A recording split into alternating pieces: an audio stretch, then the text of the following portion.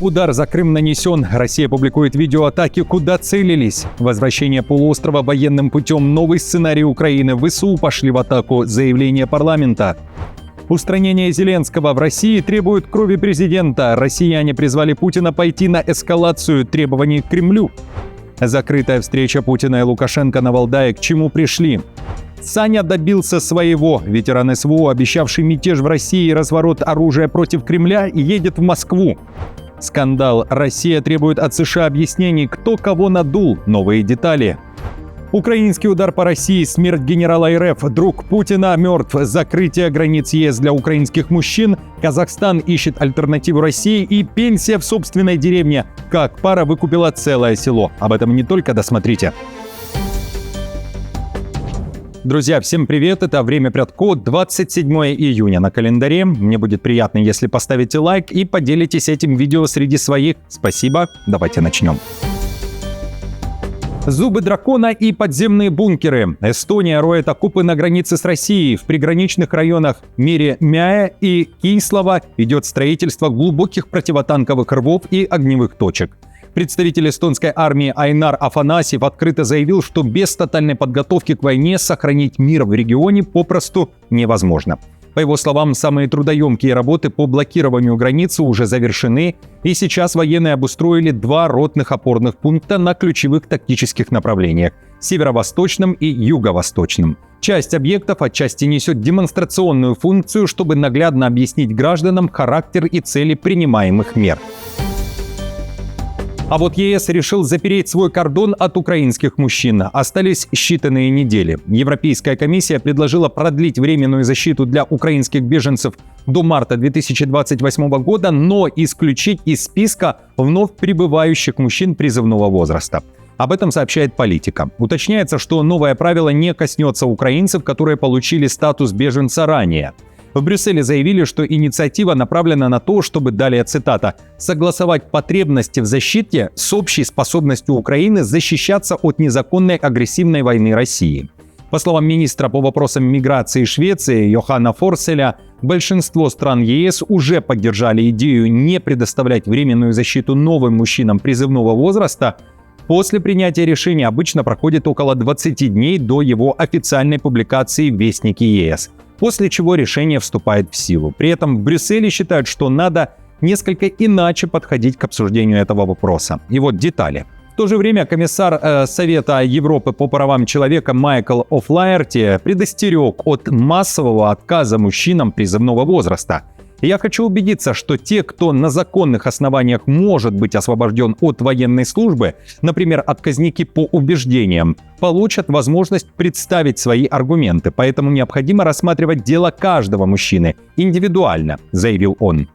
Друзья, что думаете о таких решениях ЕС и какие страны будут не против принять трудоспособных украинских мужчин? Напишите в комментариях. Повторный удар. Варшава призывает блокировать следующие переговоры о вступлении Украины в ЕС. Призыв прозвучал от депутата Сейма Польши, экс-премьера Ярослава Качинского, пишет Financial Times. На днях Качинский ввязался в битву орденов, которая продолжается между Варшавой и Киевом, и пообещал вернуть Украине орден Ярослава Мудрого, которым его наградил Зеленский в 2022 году.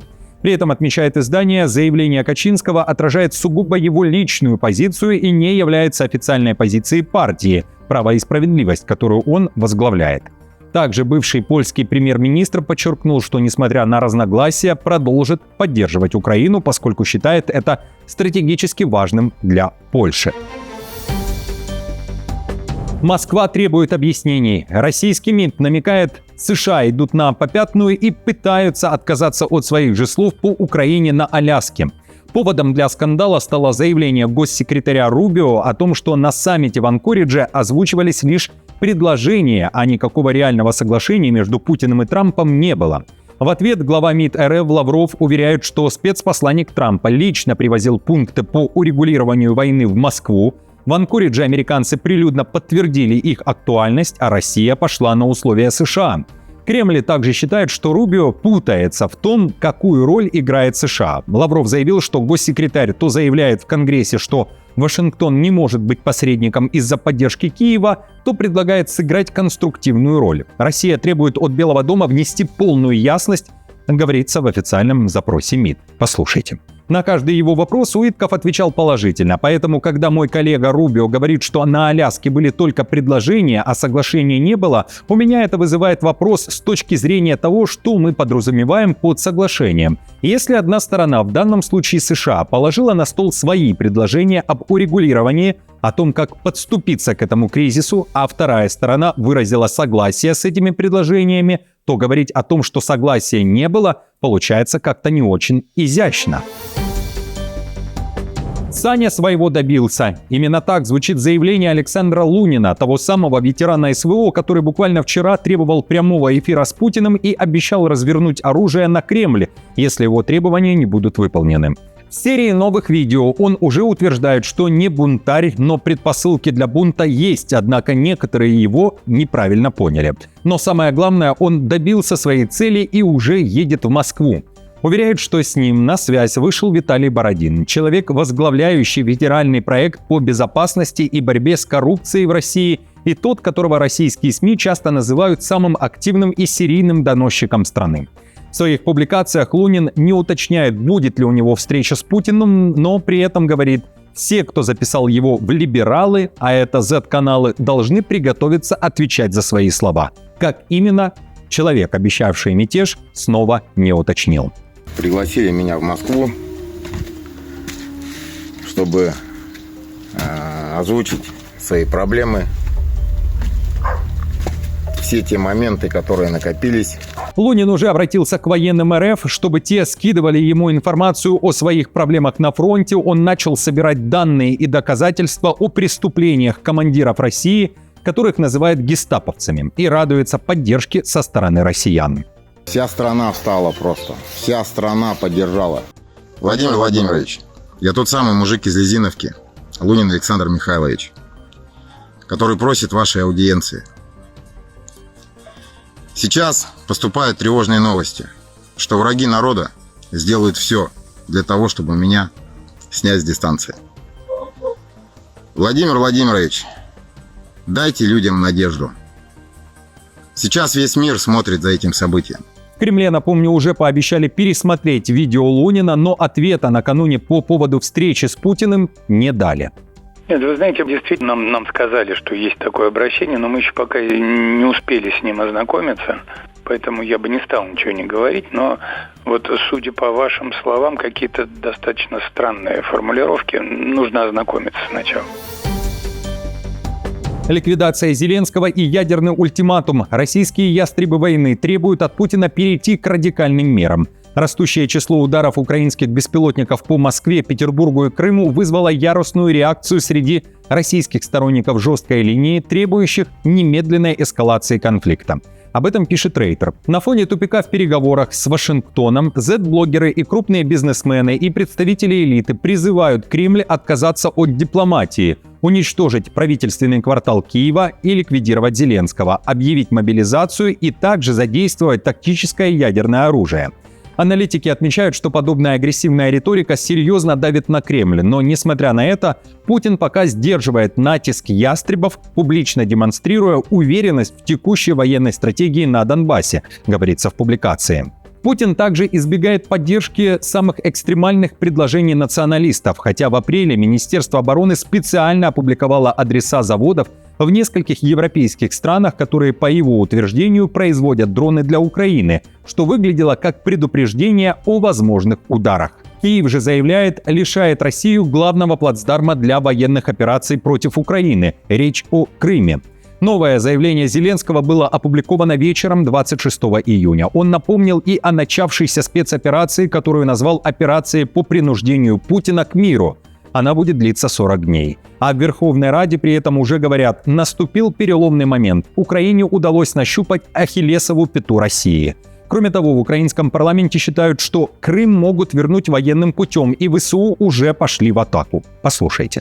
Например, Москва. Недавние удары по нефтеперерабатывающим заводам в Москве были очень показательными и символичными. Это было унижением и огромным позором для Путина. Он не способен гарантировать безопасность собственной страны. И второе – это временно оккупированный Россией Крым. Похоже, мы сможем освободить Крым даже военным путем. И мы видим, что Россия теряет свое влияние в Крыму благодаря успехам нашей армии. Крым же вошел в выходные в режиме чрезвычайной ситуации. Там объяснили экстренное решение необходимостью уладить экономические вопросы. На фоне украинских ударов на полуострове повреждена энергоинфраструктура, а железнодорожное сообщение ограничено. В Крыму при этом уверяют, что бояться режима ЧС, несмотря на его введение, не стоит. Отмечу, что режим чрезвычайной ситуации позволяет осуществлять оперативное управление, например, намного быстрее, чем в обычных условиях, закупать генераторы и топливо, снабжать всем необходимым объекты жизнеобеспечения, проводить аварийно-восстановительные работы, заключать контракты и так далее. Таким образом, появляется возможность упростить ряд бюрократических процедур и согласований. Россия также заявляет, удар за Крым нанесен. ВКС РФ опубликовали видео с заявлением, что совершили атаку возмездия. На кадрах вылет экипажа Су-34 с ФАБами на борту, на которых пилоты пишут «За Крым». Отмечу, что накануне по Украине был нанесен ряд ударов под прицелом Донецкая область, Харьков, Запорожье, Сумы. При этом Украина также бьет в ответ. Уже длительное время каждый вечер в сторону России запускаются сотни ударных БПЛА.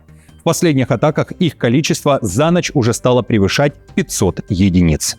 И в ночь на 27 июня Украина вновь запустила раи дронов в направлении Крыма и не только. Взрывы звучали в Симферополе, Керчи, Феодосии, в других городах полуострова. Российская сторона сообщала о ракетной атаке по Крыму. В частности, летели крылатые ракеты «Нептун». Неспокойная ночь была и в Луганске. Закрытая встреча тет-а-тет без выхода к прессе и новых заявлений. Путин принял Лукашенко в резиденции на Валдае на фоне недавнего обострения вокруг белорусско-украинской границы. Встреча состоялась и на фоне недавнего ультиматума Зеленского, который требовал от Минска прекратить содействие российским воздушным атакам. Накануне встречи сам Зеленский заявил, что Лукашенко выполнил его требования и отключил ретрансляторы в Гомельской и Брестской областях, которые корректировали удары РФ по Украине. Сам же Лукашенко накануне говорил, что он провел встречу с представителями Зеленского и Беларусь никто не втянет в войну, но информацию о ретрансляторах не подтверждал. По итогам валдайской встречи ни Путин, ни Лукашенко не сделали никаких совместных заявлений. Кремль лишь опубликовал информацию, что в центре переговоров была экономика, международная тематика и обстановка в регионе. Смерть генерала. Спецпредставитель Путина мертв. Скончался один из самых влиятельных людей в окружении президента РФ. Его друг и соратник, генерал, экс-министр обороны России Сергей Иванов. Ему было 73 года. В Кремле подтвердили смерть, однако ее причина не раскрывается. Иванов считался одним из ближайших соратников Путина, пишут российские медиа. Они вместе служили в КГБ, затем работали в разведке. В разные годы он возглавлял Минобороны, администрацию президента, а с 2022 года был спецпредставителем Кремля по вопросам экологии и транспорта. По данным журналистов, в 2008 году Иванова рассматривали как возможного преемника Путина, однако президентом России он так и не стал, уступив в борьбе Дмитрию Медведеву, пишет «Новая газета Европа». Источник также утверждал, что Иванову симпатизировала администрация США, считавшая его более сильной фигурой, чем Медведев. Президентская чета за решеткой. К супругу присоединилась бывшая первая леди страны. В Сеуле суд приговорил Ким Кон Хи, которая до апреля прошлого года была первой леди Южной Кореи, к 7 годам лишения свободы. Ее признали виновной во взяточничестве. Также доказано, что Ким Кон Хи принимала очень дорогие подарки в обмен на содействие в назначениях на должности и оказание деловых услуг. Также в деле сказано, что первая леди систематически использовала свое высокое положение для личного обогащения. Ранее тот же суд приговорил супруга Ким Кон Хи, экс-президента Юн Сок Йоля, к 30 годам тюрьмы по делу о тайных полетах дронов в Северную Корею. Суд установил, что он пытался спровоцировать Пхеньян, чтобы использовать ответную реакцию как предлог для введения военного положения в стране. Суд также постановил конфисковать полученные Ким подарки, включая бриллиантовое ожерелье Van Cleef & Arpels, брошь Тиффани, сумку Dior, футляр для золотой статуэтки черепахи и картину известного южнокорейского художника Ли У Фана. Силовики стянуты в столицу. Пекин начинает расследование после того, как накануне самолет врезался в небоскреб. Речь о легкомоторном спортивном самолете, который протаранил самое высокое здание города – 108-этажную башню Ситик Тауэр. Если про высоту, то более 500 метров. О жертвах и пострадавших власти Пекина не сообщают. Полиция оперативно перекрыла улицы в районе ЧП. И, по словам очевидцев, силовики запретили им снимать на видео и фотографировать место авиакатастрофы. Также полицейские требовали удалить уже снятые кадры не только из телефонов, но и из соцсетей. Прохожие рассказывают, что экстренные службы быстро спрятали обломки самолета под брезентом. Пока не ясно, был ли инцидент случайностью или произошел умышленно, пишут СМИ, поскольку воздушное пространство над центром Пекина всегда усиленно контролируется. Казахстан ищет замену России. Астана в поисках новых поставщиков авиатоплива. Импорт авиакеросина из России существенно сократился, и теперь Казахстан ведет переговоры с Азербайджаном, Туркменистаном, Китаем, а также рядом стран дальнего зарубежья. Об этом заявляет министр энергетики страны Ерлан Акиндженов. По его словам, Москва должна была отправить Астане 300 тысяч тонн авиационного горючего, но по факту Казахстан получил чуть больше половины заказа. При этом в профильном ведомстве говорят, что собственного производства хватает для внутренних авиакомпаний, спецслужб и Минобороны, а импорт использовался в основном для заправки иностранных самолетов. Напомню, днем ранее правительство Казахстана объявило о планах обнулить импортные пошлины на бензин, дизель и авиатопливо из третьих стран, прежде всего из Китая.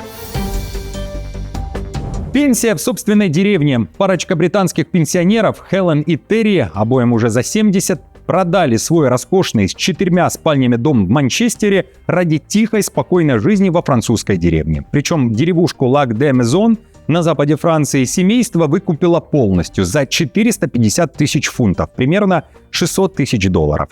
Историю необычного переезда рассказывает Daily Mail. Собрать всю сумму помогла дочка этой пары. Она с мужем тоже продала свой дом и тоже уехала жить в эту деревню. В распоряжении семейства теперь 6 400-летних домов, 2 амбара и 3 акра земли. Часть домов семья превратила в туристические коттеджи. И несмотря на то, что ремонт обошелся дороже ожидаемого, семья ни о чем не жалеет. А бабушка и дедушка считают переезд лучшим решением в своей жизни.